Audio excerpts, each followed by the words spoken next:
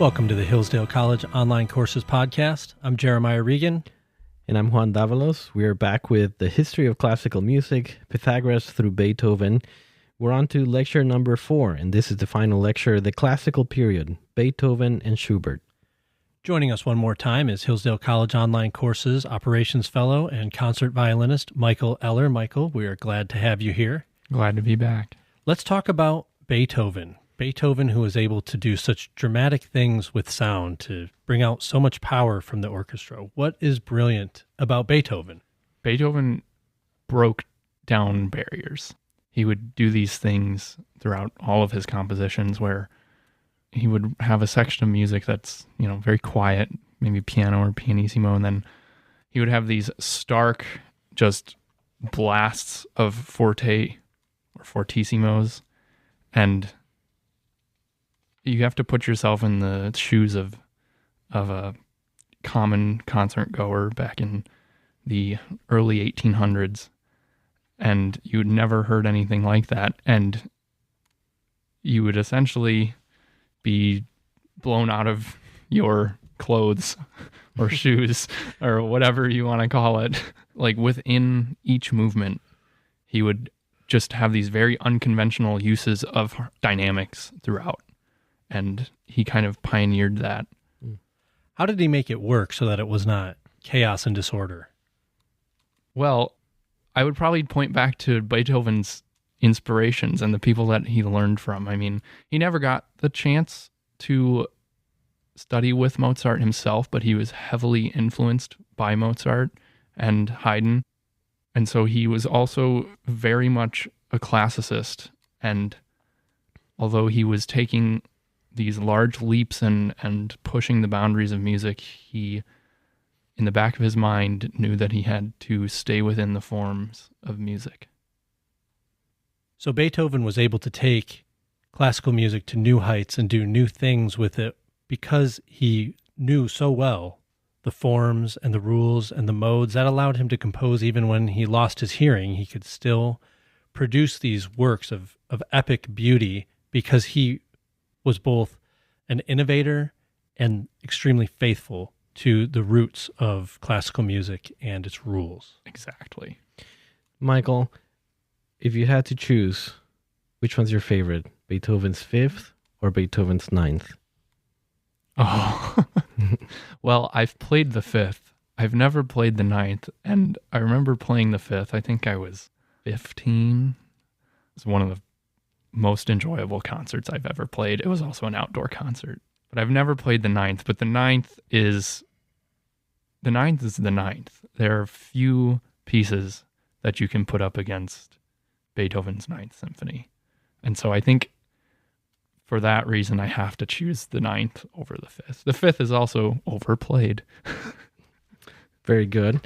The only Beethoven I've played is the Moonlight Sonata and done a terrible job at it. But Hyperion Knight actually plays the Moonlight Sonata as part of his performance for the course. The course is composed of 4 lectures, and then the 5th one is a performance of 10 different pieces of music. And we have those available for you in a CD that you can get by going to hillsdale.edu/course. Again, that's hillsdale.edu/course. And now let's turn to Hyperion Knight in the last lecture of the History of Classical Music, Lecture 4, the Classical Period, Beethoven and Schubert.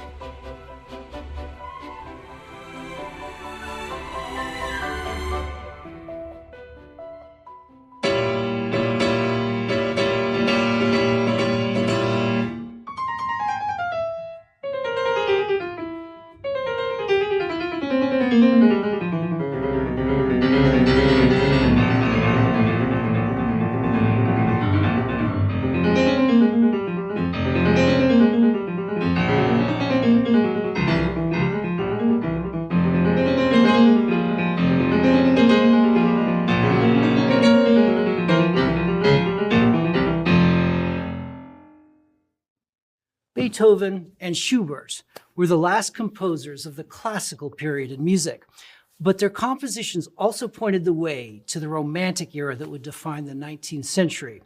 Theirs was a revolutionary time in music, part of a revolutionary time for mankind, and the central figure in this musical struggle for liberty, Ludwig van Beethoven, would be called the man who freed music.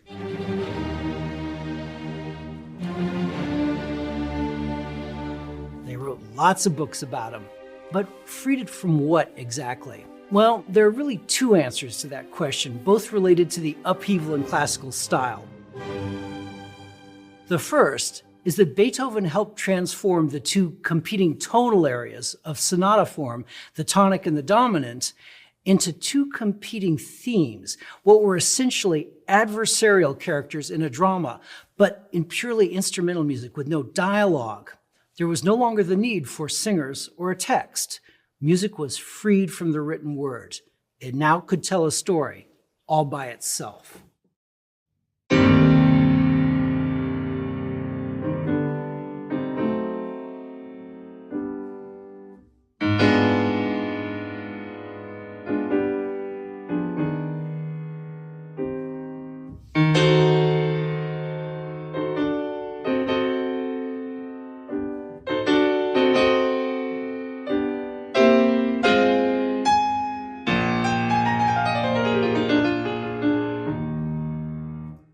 And all this was happening in the midst of the American Revolution and subsequent French Revolution that spawned the Napoleonic Wars.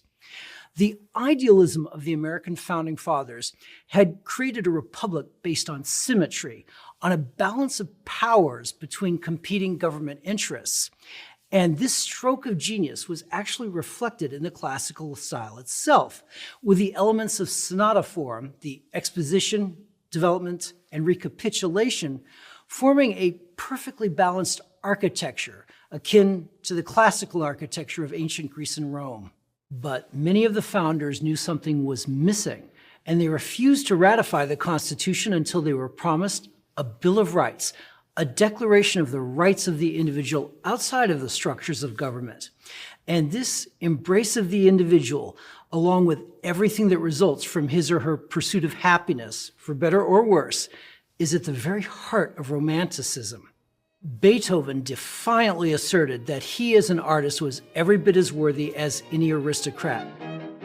So he lived his life outside of the conventions of society, on his own terms, and his compositions reflected this, meaning that he also freed music from the dictates of classical restraint.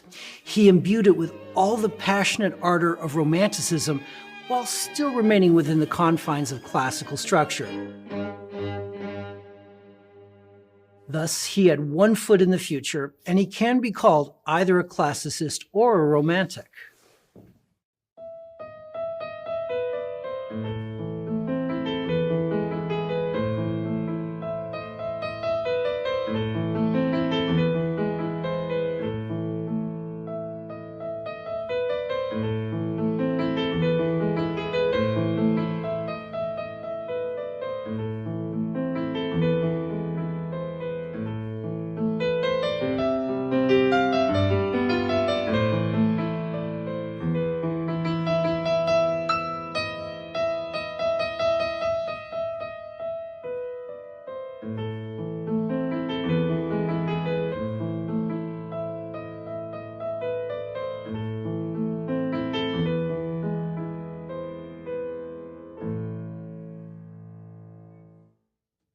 Beethoven didn't start out planning to change history, so we traditionally divide his work into three periods, with his early period carrying on the work of the classical giants Mozart and Haydn.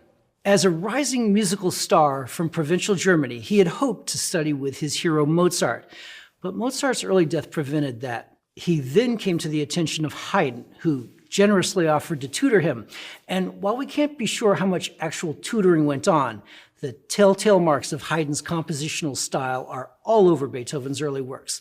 And along with that, Beethoven was using the trendy musical tropes of the day, including the Mannheim crescendo, growing all the way to fortissimo, which was named for the world's first great orchestra, which sprouted in the city of Mannheim.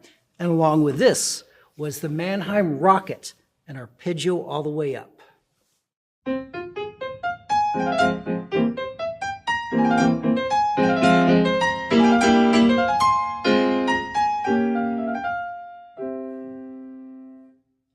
But even in Beethoven's early period, there was a cauldron simmering beneath the surface, and every now and then it would boil over, as in his Pathétique Sonata.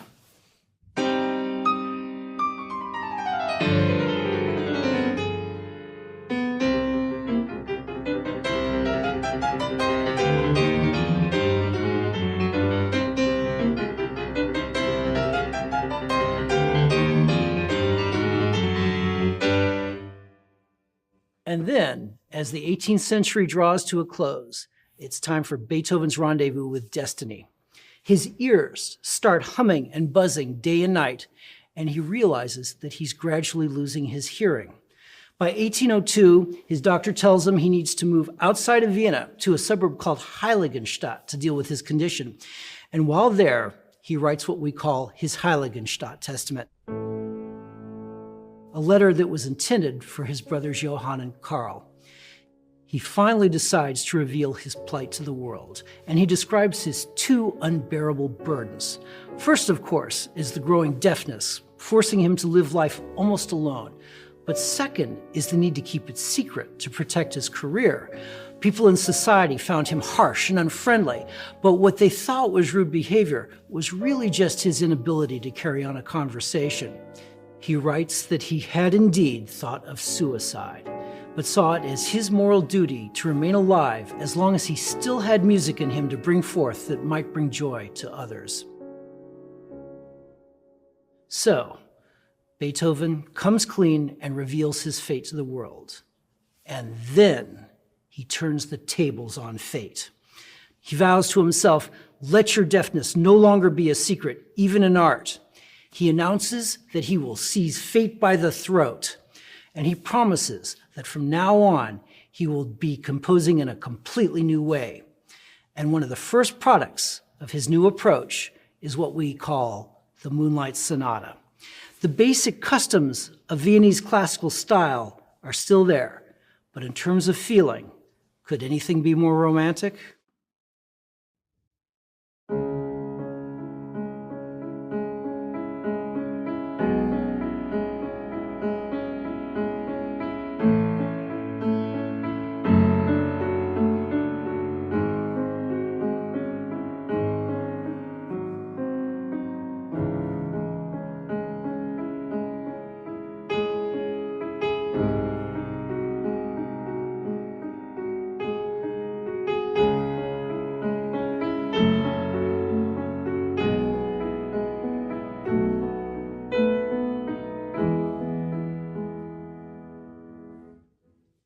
And then his next symphony, his third symphony, the Eroica, is twice as long as his second symphony. And for his new heroic style, Beethoven had found a hero, Napoleon Bonaparte.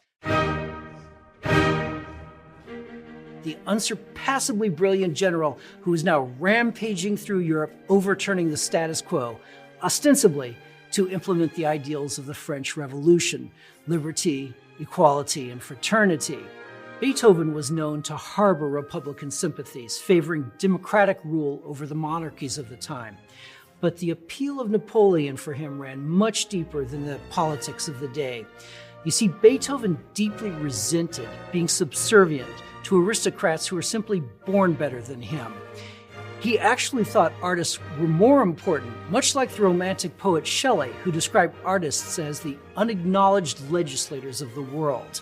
In fact, his bellicose attitude even prevented him from forming a real friendship with the revered German poet Goethe, who was from an earlier generation and would bow deferentially to royalty, while Beethoven appeared apathetic. And then along came Napoleon, who, like Beethoven, was born a commoner, and like Beethoven, rose through sheer force of will to become the greatest living genius in his field.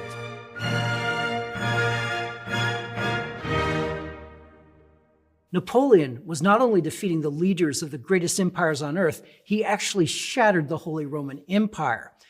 And here's where the infatuation comes to an end.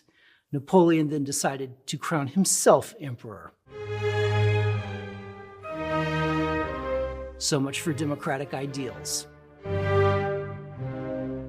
Beethoven had intended to name his groundbreaking Third Symphony Bonaparte, but he now felt betrayed and changed the name to Heroic Symphony, Eroica in Italian. The Eroica's second movement was a funeral march, and it was now a fitting epitaph, what he described as having been composed in memory of a great man. But that is just one component of what is the most epic moment in music history. The funeral march of the Eroica, indeed the entire Eroica symphony, opens up a whole new cosmos, and music would never be the same. Music would no longer be the servant of the church, needing Holy Scripture to tell a story, or servant to the aristocracy, needing a libretto to narrate an opera. Music was freed from the need for words, and it had its own cast of characters.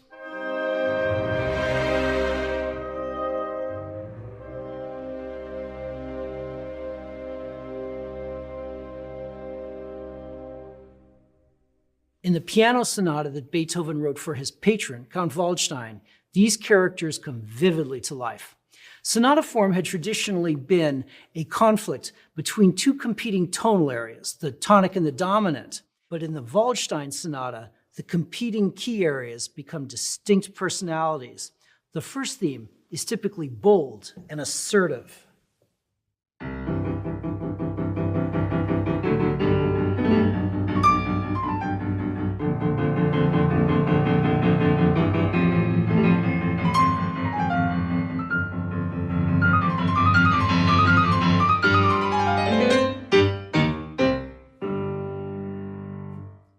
As with so many of Beethoven's themes, this one contains a germ motif that is just ripe with possibilities for development. You can literally climb every mountain with a theme like this, as was demonstrated by Rodgers and Hammerstein.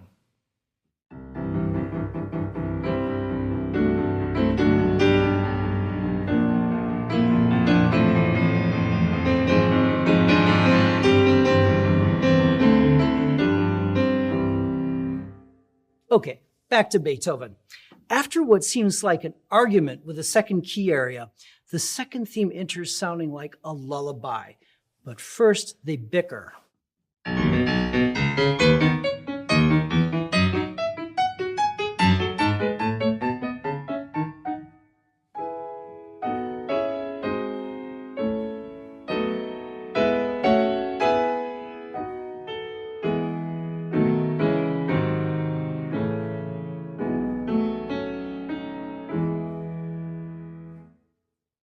This completely contrasting melody came to be called a second theme or a slow theme in the Romantic era. And with such wildly contrasting characters in the drama, the area where they converge, the development section before the recapitulation, now becomes the central focus of the drama. As with the Eroica, what was previously in Mozart just a brief transitional passage now comes to dominate the form itself.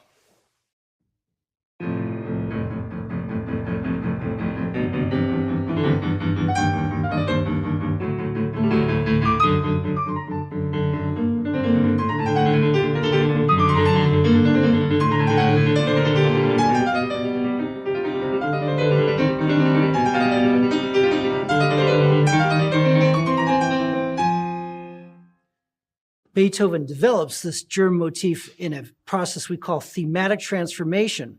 And then, to balance out the binary two-part form of the sonata, he correspondingly expands the coda at the end of the movement. So what in Mozart was just a brief final flourish now becomes virtually a whole recapitulation of this big development section.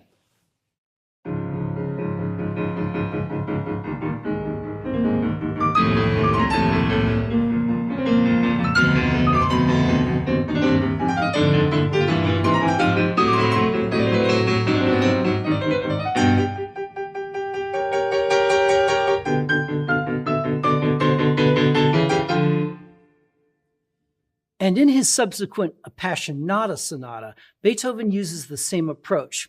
It begins with a tense, dramatic opening theme.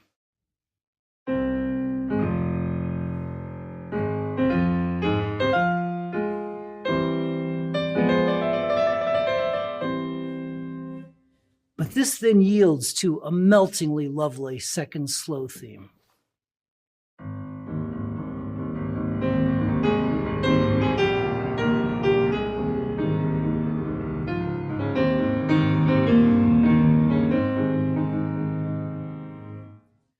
So Beethoven has now greatly expanded the form in order to have a stage large enough for his dramas.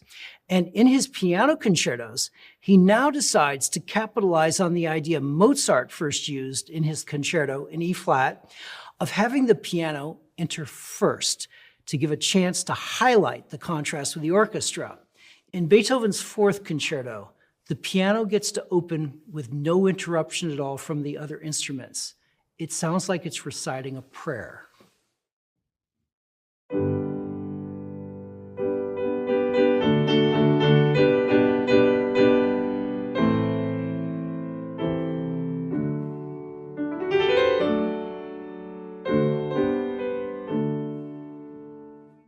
And then the orchestra comes in with exactly the same theme, but in a different key.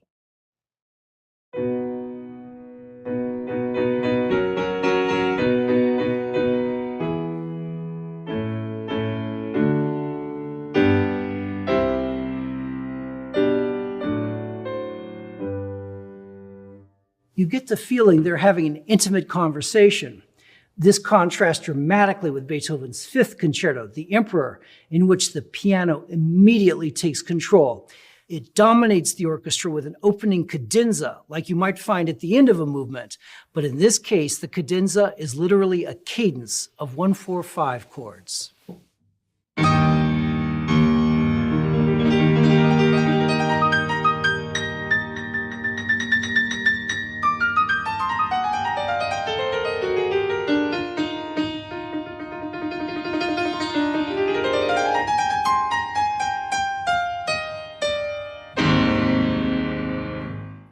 It's hard to imagine music more self-confident than the themes of Beethoven's Emperor Concerto. It's almost hard to believe the composer was now almost completely deaf. How did we get from the depths of despair in the Heiligenstadt Testament to this? The themes radiate such optimism.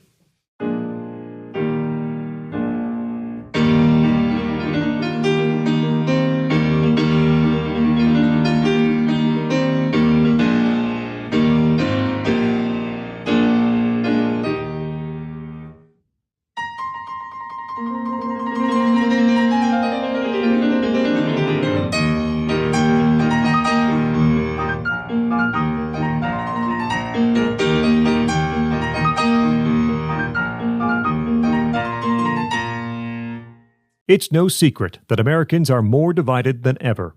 And it's not just over what policies will improve our great country. No, it's over whether America is great at all, whether America deserves our love.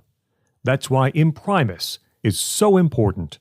Imprimis looks at the issues of the day from a constitutional perspective, reminding citizens always of our great heritage of liberty. For more than 50 years, Imprimis has featured speeches from the smartest conservative thinkers and writers at Hillsdale events. These days, Hillsdale publishes people like Molly Hemingway, Andy Puzder, Harmeet Dillon, and Chris Rufo. Over 6.4 million American households and businesses receive Imprimis absolutely free. And I urge you to sign up for it today at no charge. To get your free lifetime subscription, go to hillsdale.edu/lifetime right now. Or text the word Imprimis to 71844 and we'll send you a link to sign up for your free lifetime subscription. That's IMPRIMIS to 71844. Well, if we're to believe Beethoven's secretary, Anton Schindler, Beethoven himself tells us how in his Fifth Symphony. Now, Schindler is controversial. So with the proviso that a lot of people consider what he had to say unreliable, and indeed that almost any narrative about music is subjective, let's explore Schindler's famous claim that Beethoven said the four-note motif of his Fifth Symphony is fate knocking at the door.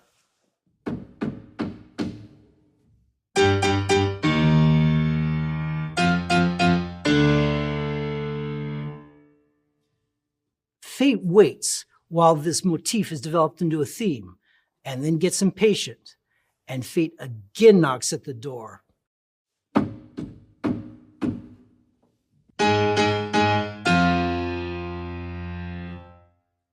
And for those of you who get your history from memes on social media, no, Beethoven did not respond by shouting, "I can't hear you." Instead, he flirts with what we call cyclical form, using the same theme in all movements. But in this case, it's not the theme itself, just the four-note motif.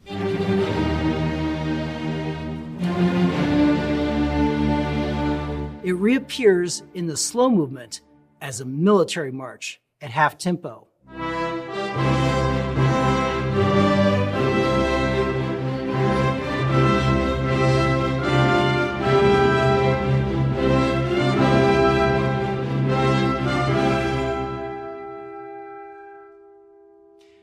And in the third movement, fate launches a surprise attack.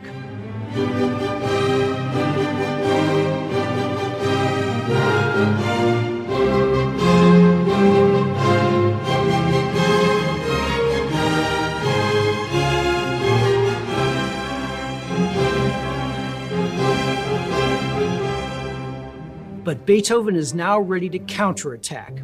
He changes the key from Fate's ominous C minor to triumphal C major, and he proceeds to annihilate Fate with a devastating new weapon, the trombone.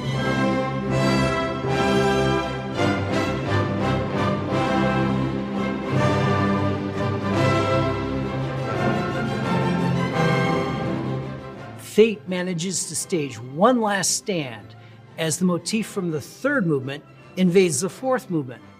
But in its weakened state, it's quickly overrun by Beethoven's forces.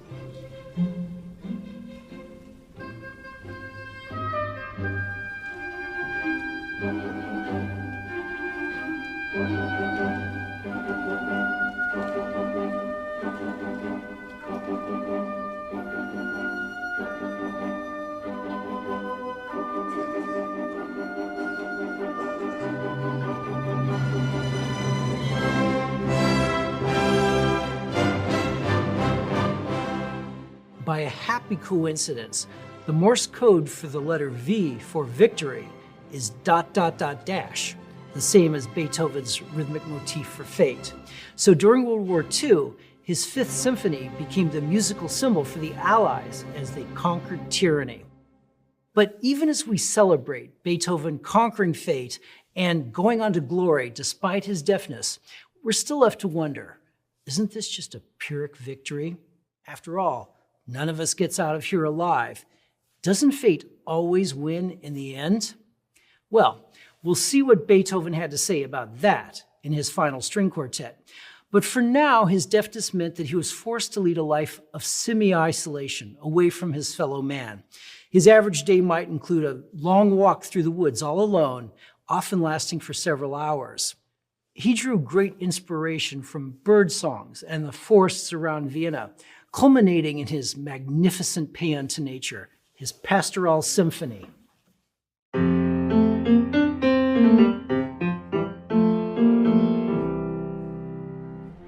Unlike Vivaldi's Four Seasons, the Pastoral is program music, but it's not really literal. It doesn't do tone painting. It's really more of a feeling. But like the song says, what a feeling. Beethoven's isolation also meant that he would never have a successful romantic relationship, and mystery has always surrounded poetic love letters he wrote to someone he called the immortal beloved. Additional letters have now been found that strongly imply that this immortal beloved, this great unrequited love, was actually a piano student of his named Josephine Brunswick.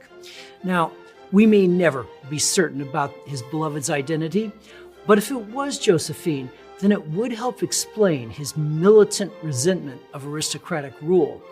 It seems that any interest she had in Beethoven was squashed by her family, who insisted that she marry a much older man of rank and means. Josephine must have been quite a wife, because she went on to have 3 children in rapid succession and was pregnant with a 4th before her elderly husband keeled over. But now, the situation was even more hopeless for Beethoven because the law prevented any commoner from raising aristocratic offspring. So, if Josephine had wed Beethoven, she would have lost custody of her children. It was not meant to be, and Beethoven's personal life was largely one of frustration. But a new wind was blowing in Europe, and Beethoven was about to find a new hero in the cause of human liberty, an Irishman by the name of Arthur Wellesley, the future Duke of Wellington.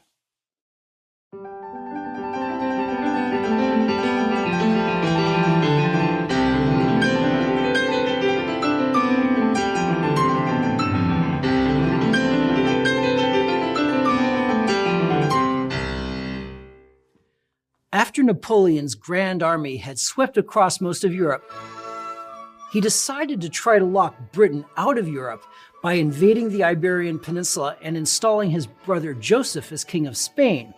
Wellington and his British troops gradually managed to outmaneuver the seasoned French troops along with Napoleon's brilliant marshals, and Beethoven's Seventh Symphony can be viewed as a sequel to his Eroica. There are rustic sounds evocative of Britain throughout, including the French horns, which sound like bagpipes in the first movement.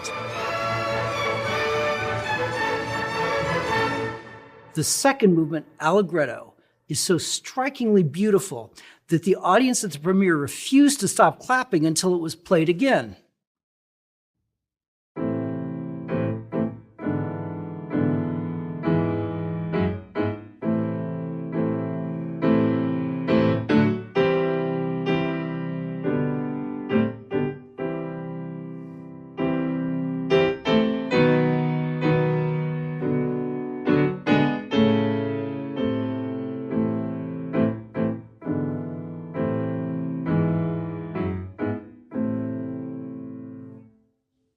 It appears as a haunting threnody, the counterpart to the funeral march in the Eroica, and here we at last bury the Napoleonic Wars once and for all.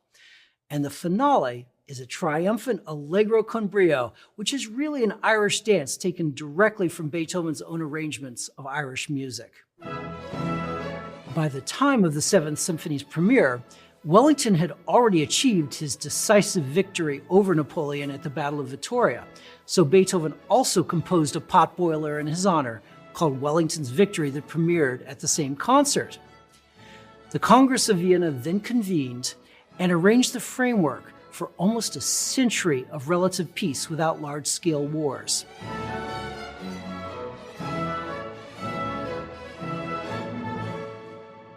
While unfortunately many of the undeniably good reforms the Napoleon championed were just pushed aside, this new relative stability and peace ushered in a huge blossoming of the arts. It was unprecedented and culminated in the Belle Époque, the beautiful epic that was really the summit of European civilization.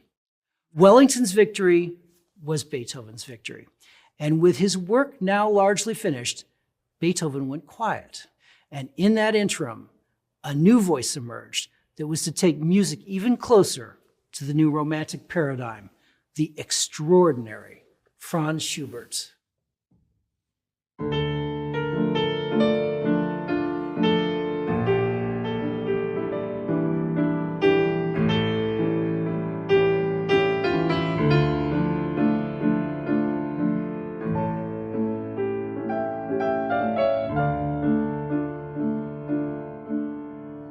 Unlike the other great Viennese classical composers, Schubert was actually a native of Vienna, born in a local suburb, and he was a child prodigy on a par with Mozart, but without the well-connected and ambitious father that Wolfgang had in Leopold Mozart.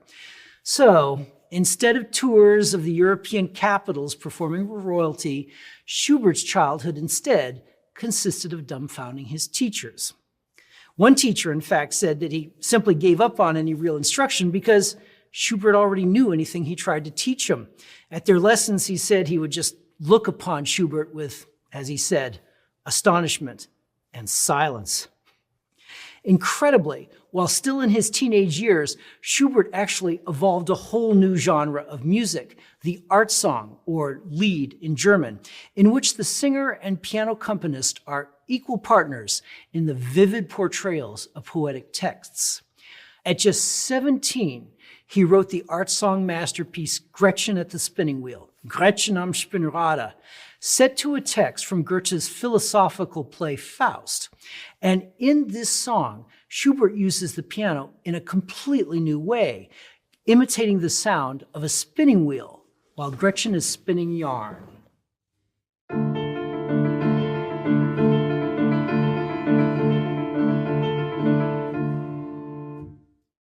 Schubert's Erlkönig is also set to a text by Goethe about the Erlking, or elf king, who takes the life of a young boy while his father races along on horseback trying to save him.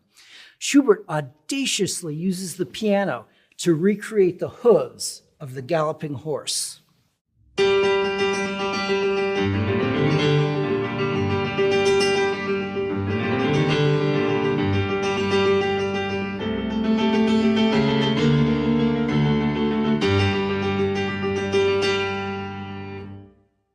The Elf King even uses his daughters to try to lure the boy to the netherworld, but tragically, his father can't see the apparitions, so his son is doomed.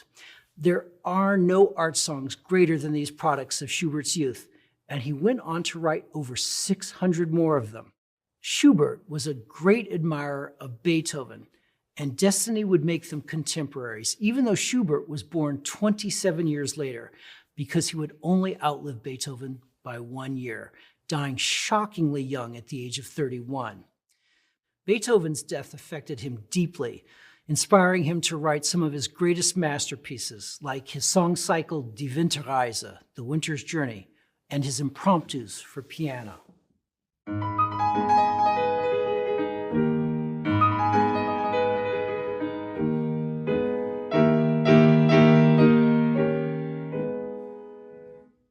But it's impossible not to feel that Schubert's own life was unfinished.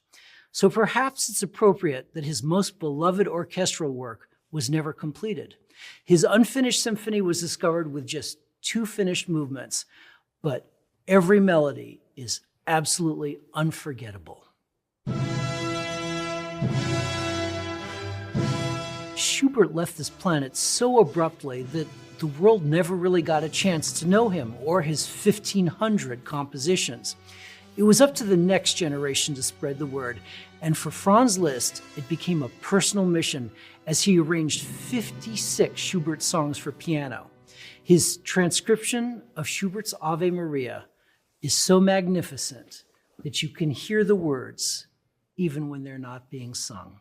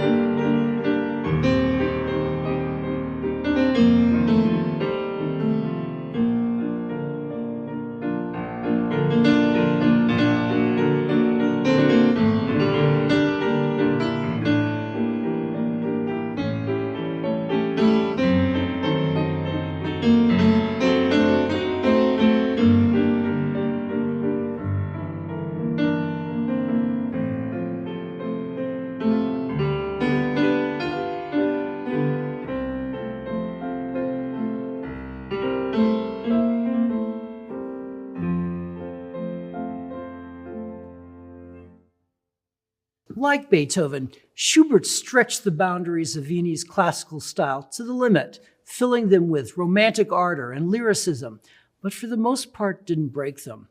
When Beethoven himself reemerged in his late third period, he was now less defiant, more introspective. His late string quartets and piano sonatas at times seemed to be looking ahead a full century into the future.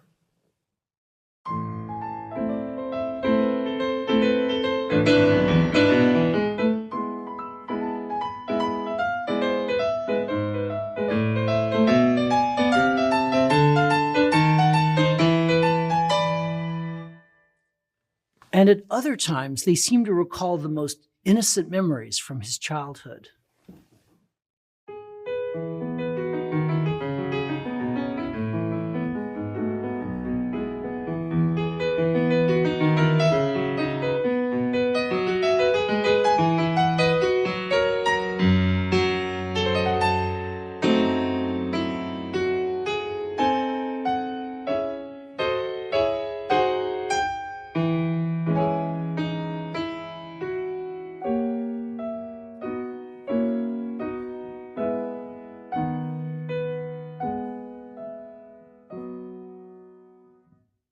The miracle of Beethoven's ninth and final choral symphony is that he manages to combine this cerebral mysticism of his late style with the sweep and passion of his heroic style.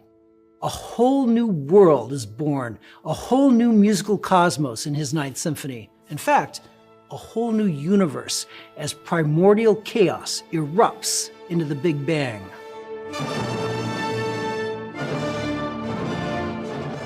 The symphony had seen the gradual evolution of the graceful and elegant third movement, minuet, and trio into the faster and more lively scherzo, implying humor. But here, Beethoven's scherzo reaches titanic proportions. So much so that he's forced to reorganize the movements, placing it second right after the first movement so that the high drama of his scherzo doesn't detract from the finale. But after a restful and reflective third movement, he adds a full chorus to the finale, leaving no doubt at all about what the climax is meant to be.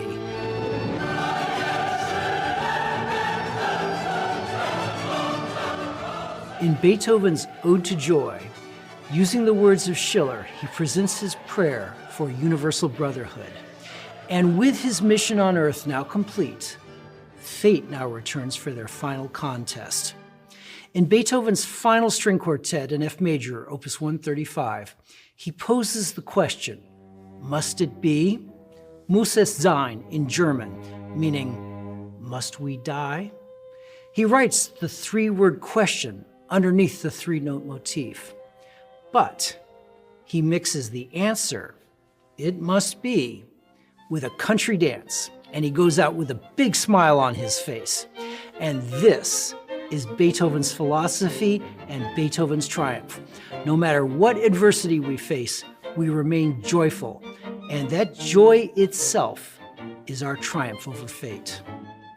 As he says in his Ode to Joy, Beethoven goes on to seek his loving Creator's presence beyond the stars, and in the meantime, this kiss is for the whole world.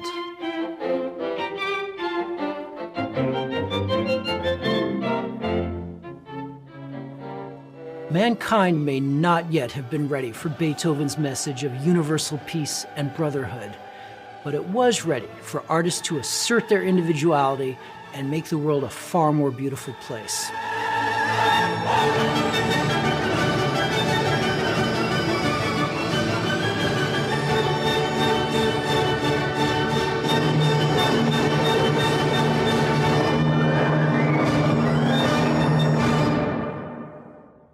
And Beethoven, along with Schubert, lit the way for the glorious century of Romantic music to come.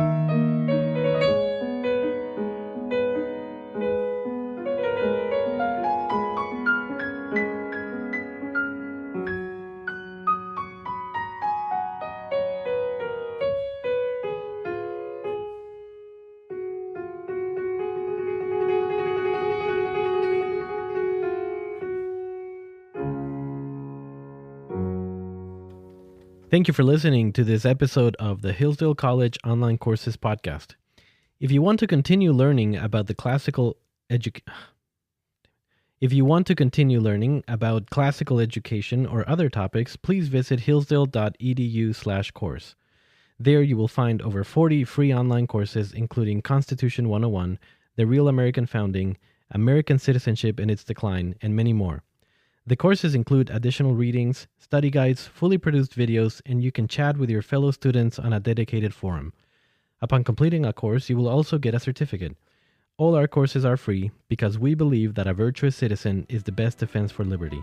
So pursue the education necessary for freedom and happiness at hillsdale.edu/course today. That's hillsdale.edu/course. Thanks for listening.